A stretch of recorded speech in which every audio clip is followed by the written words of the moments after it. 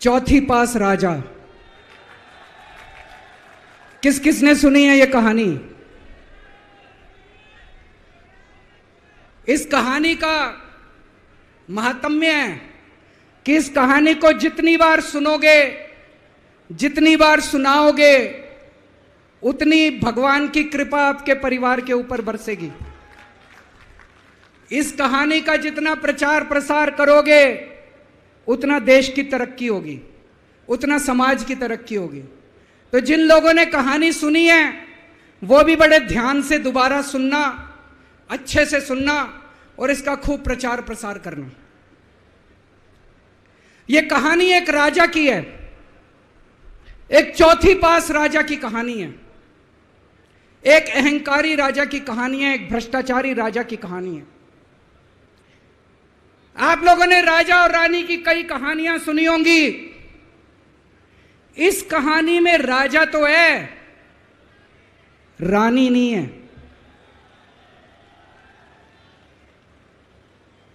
तो एक महान देश था, कई हजार साल पुराना देश। उस देश के एक गांव में एक बच्चा पैदा हुआ, बहुत गरीब घर में एक बच्चा पैदा हुआ। तो जैसे गांव के अंदर बच्चा पैदा होने पे ज्योतिषी आते हैं, ज्योतिषी आके बच्चे का भविष्य बताते हैं, ऐसे गांव का ज्योतिषी आया, उसने बच्चे की कुंडली देखी और बच्चे की मां को बोला कि माई, तेरा बेटा बड़ा होके बहुत बड़ा सम्राट बनेगा। माई को समझ नहीं आया, मैं इतनी गरीब, मेरा परिवार इतना गरीब, मेरा बेटा सम्राट कैसे बनेगा। खैर, बच्चा धीरे धीरे बड़ा होने लगा।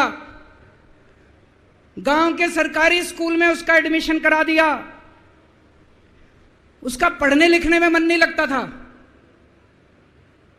पढ़ते पढ़ते, क्लास करते करते चौथी में आके उसने नाम कटवा लिया। उसका पढ़ाई लिखाई में मन नहीं लगता था।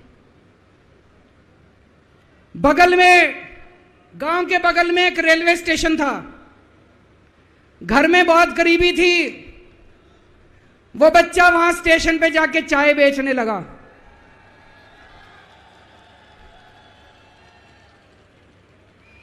चाय बेच के अपना गुजारा करता था। वो भाषण बहुत अच्छा देता था, बचपन से ही बड़ा अच्छा भाषण देता था। गांव के लड़कों को इकट्ठा कर लेता और भाषण देना चालू करता। धीरे धीरे आसपास के गांव में फैल गया कि यह बच्चा भाषण बड़े अच्छे देता है। आसपास के लड़के भी इकट्ठे हो गए और जो मर्जी टॉपिक हो भाषण देना चालू कर देता था और रुकता ही नहीं था, घंटों घंटों तक भाषण देता रहता था। बच्चा बड़ा हुआ। ज्योतिषी ने कहा था बड़ा होके बच्चा उस महान देश का सम्राट बन गया। लेकिन राजा तो अनपढ़ था, उसे तो कुछ आता नहीं था। अफसर आते, उस अनपढ़ राजा से जहां मर्जी साइन करा लेते, जहां मर्जी जो मर्जी साइन करा लेते। वो राजा अनपढ़ था, उसे लगता था मैं अगर अफसरों से पूछूंगा तो मेरी कमजोरी सबके सामने प्रकट हो जाएगी। अफसरों को लगेगा मेरे को कुछ आता नहीं है। अफसर जो मर्जी लेके आते थे वहां साइन कर देता था। वो धीरे धीरे पूरे देश के अंदर फैल गया कि राजा अनपढ़ है, राजा अनपढ़ है। राजा को बड़ा बुरा लगने लगा। तो राजा ने कहीं से एक फर्जी डिग्री का जुगाड़ कर लिया। एक फर्जी डिग्री का जुगाड़ कर लिया, एमए की डिग्री का। और राजा बोला मैं एमए हूं। पर सच्चाई तो पूरे देश को पता थी, राजा तो अनपढ़ था। धीरे धीरे राजा अहंकारी भी होता गया। अहंकारी राजा और ऊपर से अनपढ़। जो मर्जी उस राजा के पास जाता और राजा से कुछ भी पास करा के ले आता। एक बार कुछ लोग गए, राजा को बोले जी नोटबंदी कर दो। नोटबंदी करने से भ्रष्टाचार खत्म हो जाएगा, आतंकवाद खत्म हो जाएगा। राजा को कुछ समझ नहीं आया। राजा की खूब चमची मारी उन्होंने। राजा ने एक दिन शाम को टीवी पे आके 8 बजे नोटबंदी कर दी। पूरे देश का बेड़ा गर्क हो गया दोस्तों। लंबी लंबी बैंकों के सामने लाइनें लग गई। कई लोग मर गए, दुकानें बंद हो गई, रोजगार बंद हो गए, बड़ी बड़ी इंडस्ट्री बंद हो गई, पूरे देश का बेड़ा गर्क हो गया। फिर एक दिन कोई आके बोला जी 2000 का नोट ले आओ। राजा 2000 का नोट ले आया। 4 साल बाद कुछ लोग आके बोले जी 2000 का नोट बंद कर दो। राजा ने 2000 का नोट बंद कर दिया। राजा को अक्ल तो थी नहीं, बेवकूफ था, अनपढ़ था। कभी 2000 का नोट चालू करता था, कभी 2000 का नोट बंद करता था। एक बार कुछ लोग आके बोले जी ये किसानों के कानून बना दो, इस कानून से किसानों का भला होगा। राजा ने कानून बना दिए। पूरे देश के किसान सड़कों पे उतर आए। 750 किसान मर गए आंदोलन में, और 1 साल के बाद राजा को वो तीनों कानून वापस लेने पड़े। एक बार उस देश के अंदर बहुत बड़ी महामारी फैल गई, चारों तरफ महामारी फैल गई, लोग मरने लगे। किसने आके बोला जी थाली बजवाओ तो देश ठीक हो जाएगा। तो राजा ने पूरे देश में थाली और चम्मच बजवा दिए। महामारी तो नहीं बची, महामारी तो फैली रही। किसी ने आके कहा जी डॉक्टरों की जरूरत पड़ेगी, दवाइयों की जरूरत पड़ेगी, इंजेक्शन की जरूरत पड़ेगी, तब महामारी रुकेगी। राजा अपने दोस्तों का बड़ा ख्याल रखता था। उसके दोस्त थे। एक दोस्त ने 10,000 करोड़ रुपए चोरी कर लिए। राजा ने उसको देश से भगा दिया। दूसरे दोस्त ने 20,000 करोड़ चोरी कर लिए। राजा ने उसको भी देश से भगा दिया। पर एक दोस्त ऐसा था जिससे राजा की ज्यादा ही दोस्ती थी। कौन था?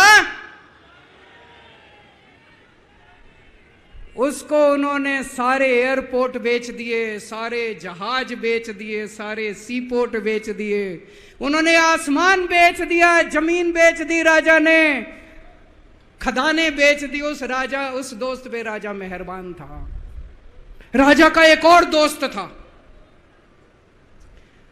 वो दोस्त इतना गंदा था कि उसने कुछ अंतरराष्ट्रीय खिलाड़ी महिलाओं के साथ बदतमीजी करी, लेकिन राजा ने दोस्ती नहीं छोड़ी। मजाल जो उस दोस्त के ऊपर कोई आंच आ जाए, राजा उस दोस्त के साथ खड़ा रहा, लेकिन उसने खिलाड़ियों का सुना। राजा का एक और दोस्त था। उस दोस्त ने किसानों के ऊपर गाड़ी चढ़ा दी, रौंद दिया, कुचल दिया किसानों को। राजा ने अपनी दोस्ती नहीं छोड़ी। इस बात पे तो दाद देनी पड़ेगी कि राजा दोस्तबाज था, 1 नंबर का दोस्तबाज था। चारों तरफ अत्याचार हो गया। चारों तरफ देश के अंदर इनके अपने लोग जो थे वो बलात्कार करने लगे, गलत काम करने लगे, हाहाकार मच गया। जो राजा के खिलाफ बोलता, राजा उसको पकड़ के जेल में डाल देता। एक दिन एक पत्रकार ने कार्टून बना दिया राजा के खिलाफ, उस पत्रकार को उठा के जेल में डाल दिया। एक दिन एक किसी पत्रकार ने उनके खिलाफ कुछ लिख दिया, उसको पकड़ के जेल में डाल दिया। जो राजा के खिलाफ बोले उसका बेड़ा गर्क। कोई जज अगर उस राजा के खिलाफ ऑर्डर करता था, राजा उसको बख्शता नहीं था। चारों तरफ अत्याचार, महंगाई, बेरोजगारी। ऊपर आसमान में देवता ये सब देख रहे थे कि पृथ्वी के ऊपर कितना घनघोर अत्याचार हो रहा है। सारे देवता इकट्ठे हुए, देवताओं ने मीटिंग करी। सारे देवता मिलकर शिवजी महाराज जी के पास गए और कहा, महाराज कुछ करो, पृथ्वी के ऊपर अन्याय हो गया, अत्याचार हो गया, चारों तरफ बलात्कार, चारों तरफ हाहाकार मचा हुआ है, जनता परेशान हो रही है।